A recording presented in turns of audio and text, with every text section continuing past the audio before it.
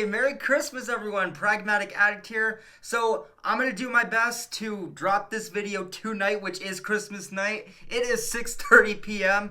I was at the movies all day. Yes, I did it. I did the Babygirl and Nosferatu double feature. No, I did not abandon my family. They came over yesterday. We celebrated on Christmas Eve. I was like, well, there's two movies left this year that I really want to see. They come out on the same day. It's Christmas, the day of giving, and I got nothing to do. So I am going to talk about Babygirl first because, first off, that was the first movie I saw. And second off, yeah, Nosferatu from Robert Eggers. Obviously, we're going to save that one for last. I'm just, spoiler alert, I'm not saying how I felt about this film yet, or how I felt about Nosferatu yet, but I am just going to say, minor spoiler, we're saving the best for last. So I remember when I first saw this trailer. Regardless, I was like, look, an erotic thriller from A24 starring Nicole Kidman, I'm there. But man, that trailer it didn't do it for me, it just didn't. I didn't see the tension, I didn't see the suspense, I saw the other stuff. I saw the first half of what this genre is being labeled as, but I ultimately just ended up having to say, alright, well, I mean, it's A24, it's an erotic thriller, Nicole Kidman's in it. I'll go, obviously. I'll support A24 like I always do. We'll just have to see what we get with the full movie, which I have now seen. So essentially this film is about a high-up CEO, a middle-aged woman who is a mother and wife. She's got, the full pack, a nice home, good job, full family, active marriage, who hires a much younger intern. Now, I mentioned the happy family and marriage part because her and this much younger intern that she ends up hiring, they get into some cahoots. It's a secret cahoots. Now that we're all caught up to speed, we know what the movie is about. A movie like Babygirl releasing on Christmas. Let's see if this one ends up on the naughty or nice list.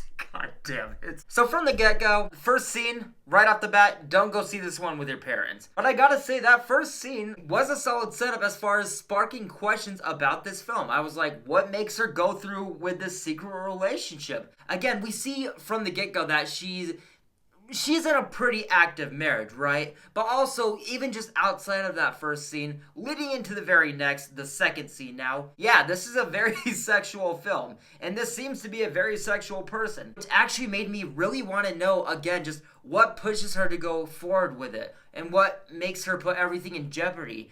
And what about this young man specifically was so enthralling? But I also gotta say, just as a character study in the beginning, how much the film goes into this woman's sex life, her work life, her home life, and how effortlessly, yet quickly and cohesively all aspects just come together for the full story and picture. And from a directing and storytelling standpoint, how each aspect is shown and told, it just felt like there was a real story being told here. You really get the sense of power and success that this woman holds. You're always seeing that because that's where the accessibility of where the relationship starts is. But again, also as an erotic thriller, regarding a woman who seems to hold so much ground, that along with the fact that she is in a seemingly healthy marriage, just brings up so much intrigue, and again, causes so much questions that you just want to know, but can't exactly predict how it'll all go down, because this really seems to be, again, the type of person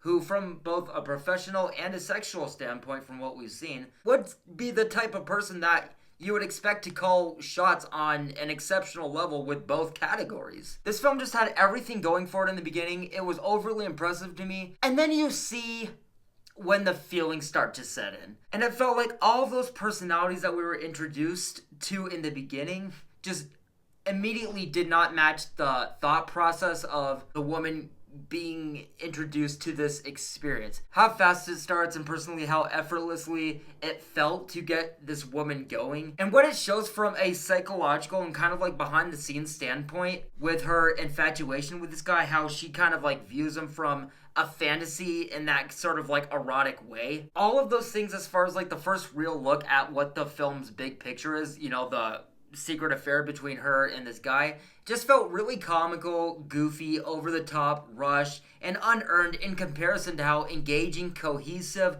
necessary, and realistic everything up to this point and in the background of this bigger picture felt. And going forward from that, every type of scene revolving that nature, those feelings, it just didn't ever seem to be something I could ever see happening in real life. The only way I could describe this film was as fanfic. Like an actual fictional erotic story for a lonely rainy night, Friday night in. Which, like, fine, you know, to each their own taste, but just don't build up such a cohesive and realistic and impressive setup that leads to so much potential and questions, then have the film take a total 180 as far as all of those things. It's funny, it actually started to feel like those horror films where all you're doing is yelling at the screen, don't go in there, don't pick up the phone, just following the most unlikable characters making the stupidest decisions. It became that, which I will say, definitely a fun one to watch with a group of friends to just scream at the screen and just laugh at throughout and just have a really unhinged time with. I can say that as someone who went to a packed house of Miller's Girl earlier this year. I just found myself majority of the time being like, who acts like this? There was no character arc onwards, no real story, everything felt fictional. It just felt like once what was supposed to be the real picture began, I just stopped following. Personally, I'm gonna have to put Babygirl on the naughty list. So Robert Eggers is just one of the best directors working today. I watch all of his films, but I am just gonna say, not a Dracula person. I just don't have that knowledge, not part of that fan base. On top of classic Robert Eggers filmography, as I've seen with all of his films, just going very deep and specific and rich into lore, background writing, research that I'll probably already not be prepared for. I'll do what I can, but again, definitely not missing a Robert Eggers horror film. So what I'm going to say first is that a lot of the hype I was hearing was kind of like Nick Cage in Longlegs. It was Bill Skarsgård as Count Olark, where there was a lot of anticipation for this character. He wasn't shown in the trailers. He is the titular villain in a Robert Eggers horror film. It's the actor of fucking Pennywise. And like Longlegs, you do see your first glimpse, first peek at him at the very beginning, which, yes, sets up for a great horror movie character, but also sets up for a great horror movie. Holy shit, Lily Rose Depp's first on-screen moment as well. The choreography of her having a vision of the Count, introducing us to that first look of him,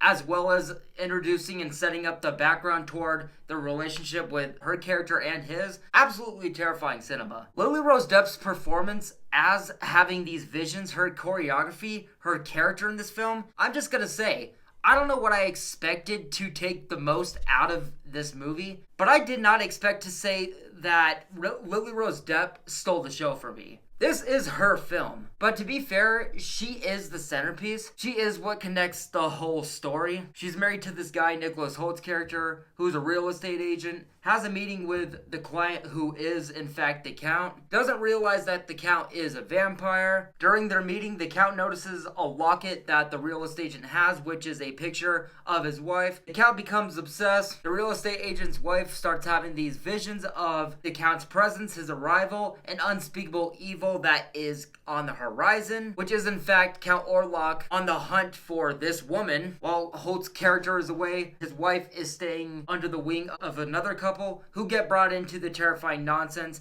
as people being introduced now firsthand to her terrifying visions. Thus, they recruit the help of a professor played by Willem Dafoe. But it was always her scenes, her performance, her story arc where I was the most engaged, where the scares did come in. Because of her specific involvement as a character to the story, she just has the most to work with and is tasked with the most work, displaying certain emotions, horrifying visions of unspeakable evil, also being the wife of a man fallen victim to all things evil itself. And all this while being a Robert Eggers directed film, which we all know now, like Christopher Nolan, like Martin Scorsese, when you show up to a Robert Eggers picture, you are showing up to work. I don't know everything about Nosferatu, but with a director like Robert Eggers and the timeless tale of Nosferatu, from what I've seen from Robert Eggers and from what I've heard about Nosferatu, contributes as far as continuing the timeless streak